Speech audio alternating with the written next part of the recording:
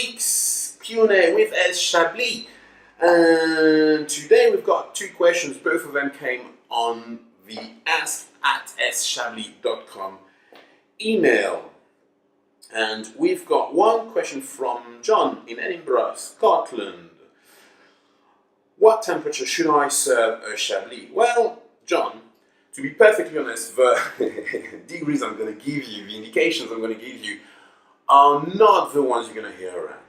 I'm known for serving wines a bit warmer than usual, and I'll explain why later. Let's say for a Petit Chablis, I'm looking at 10, 11, maybe 12 degrees. For a Chablis, around 12 degrees. For a Chablis Premier Cru, 13, maybe 14 degrees. And for a Grand Cru, probably 14, even maybe 15 degrees. So I can feel the eyebrows raising and people starting saying it's far too warm for a right. Well, do try that.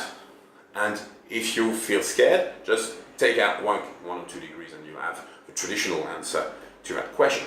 The reason why I tend to serve wines a bit warmer, it's quite simple, is the lower the temperature is going to be, the less aromas you're going to get. So if you've got a very bad wine, I would recommend serving it very cold because you won't find the problems with that wine. But if you've got good wines, and I think I do have good wines, I do select good wines, and that's why I serve them warmer, you're going to have a better, fuller experience with higher temperatures. I hope that's going to answer your question, John. Second question is from Sylvie in Lyon, France. Should I use a carafe or not to serve Chablis? Yes, is the short answer. Now, young wines, should they be a Petit Chablis, a Chablis, a Premier Cru, a Grand Cru, will always benefit from the use of a carafe. Just because it's gonna bring some air, it's gonna push things around, move things around, so you're gonna have a better experience, you're gonna have more aromatics. Older wines, that's when you have to be careful, because if it's a very old wine, bringing too much air at just one time can be dangerous. That's as simple as that. So you can basically kill the wine.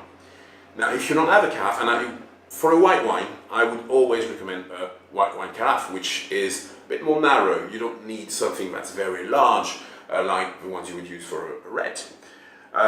You can also use the bottle. Now, the trick is take the cork out, as usual, and then take out a glass.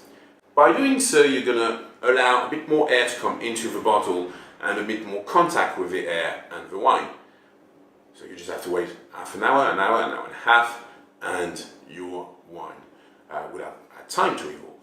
If you don't take that glass out, which you're obviously going to drink, that's called tasting the wine before serving it.